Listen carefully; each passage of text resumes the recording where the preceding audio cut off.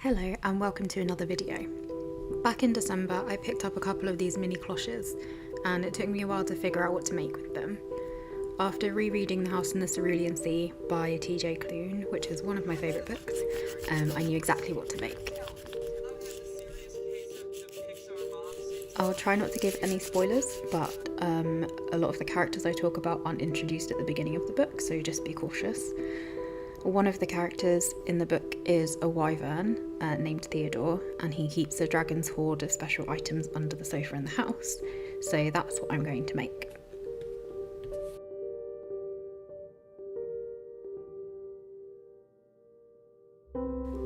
I started by sanding and painting the base with matte black acrylic, and to make the base level I added in a circle of cardboard supported by some scrap foam board.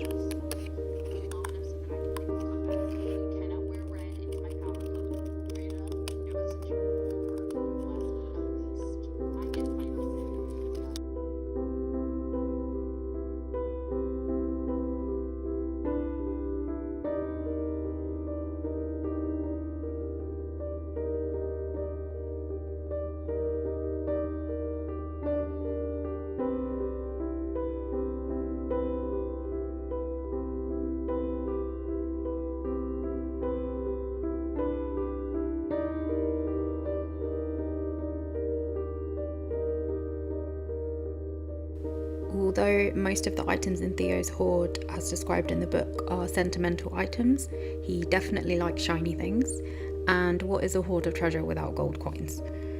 I made these by using a single hole punch on a sheet of EVA foam. I then painted a base coat so that the metallic paint on top would show up better.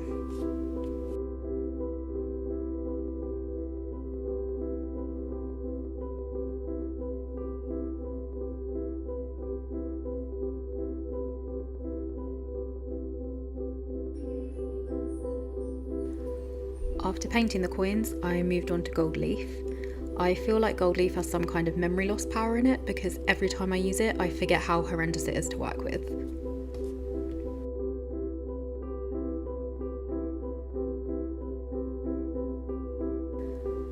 Once I'd breathed in a good amount of gold particles and washed my hands several times, the coins were finished.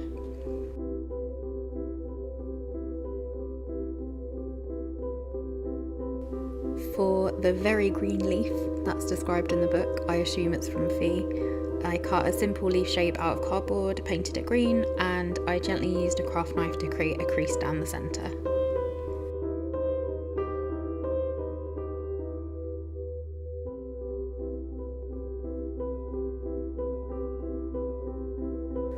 For the dried flower, I tested a few DIY methods, but they were all a bit too dainty and would have gotten lost among the other items. So I ended up using a paper rose that I already had. I cut it down to size and then I dry brushed it to make it look more like a dried rose than a fresh one.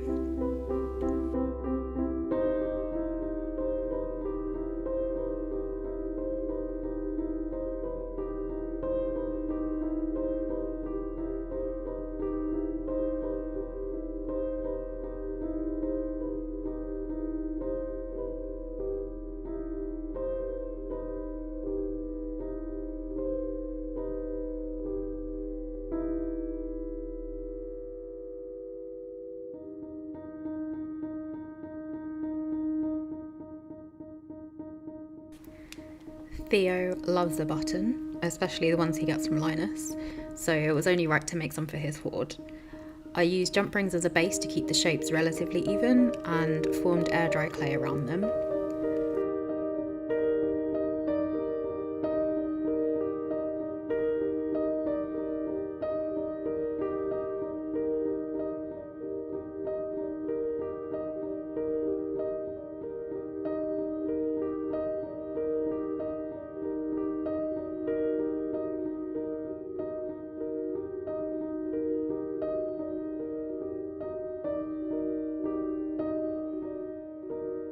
I made 3 standard shirt buttons of different colours and 1 brass button that Linus gives to Theo when they first meet.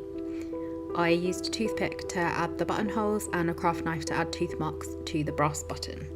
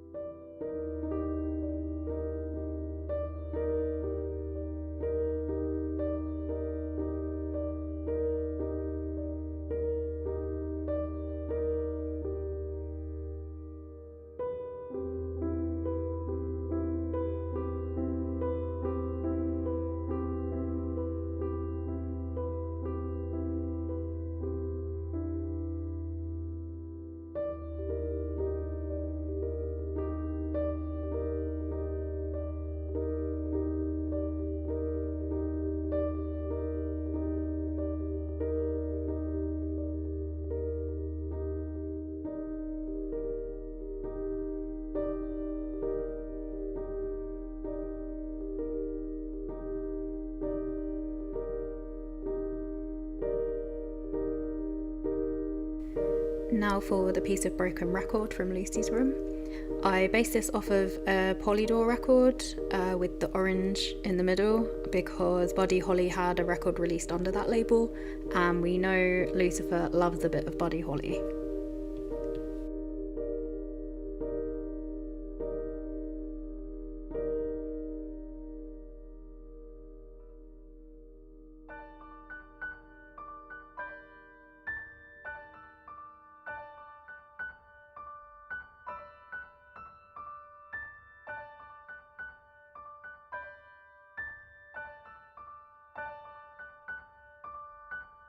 Next up is the shell. I made this using polymer clay because I find it holds details better on this scale than air dry clay, plus I didn't want to wait for drying time.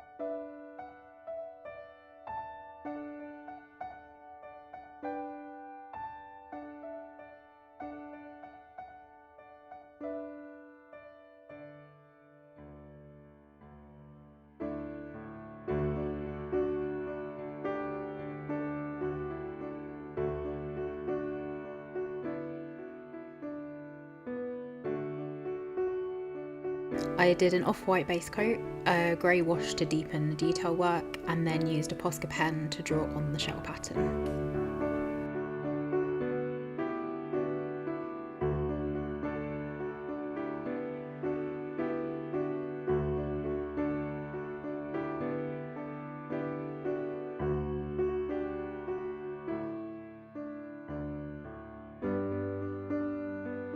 I didn't want to leave the base of the cloche completely blank, so I decided to give it a scaly effect as a nod to Theo.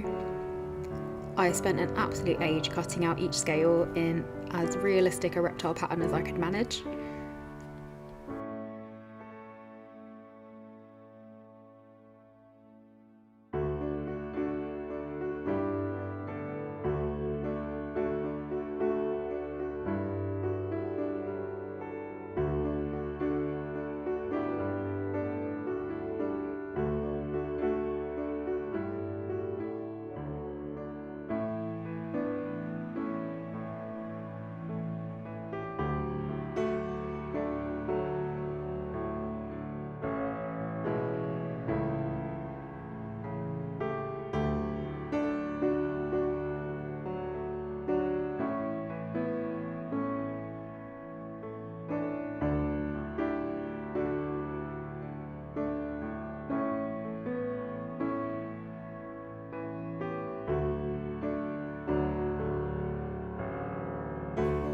I didn't want them to just look like bits of paper stuck on, so I used some modelling paste to fill in the cracks and make the texture more uniform.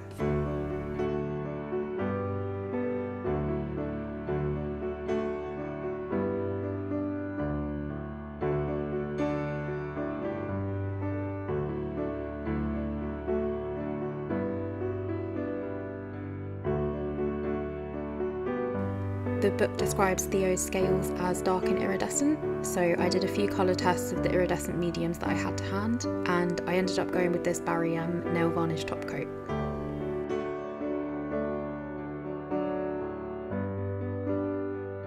I think if I did this again, I'd buy something like a chrome powder so that I could get a more shiny effect rather than a sparkly one, but this will do for now. Last up are the paper bits. I trawled Pinterest for a picture of a vintage looking young ginger man to act as the picture of Arthur. I also managed to find some vintage magazine ads for bellhops to act as Chauncey's contribution, and I typed out and sized down a snippet of Sal's poem. I aged and coated these with watercolours and glossy Mod Podge. It's finally time for putting all the elements together. I separated the coins by quality and coverage so that I could leave the best looking ones for the top of the pile.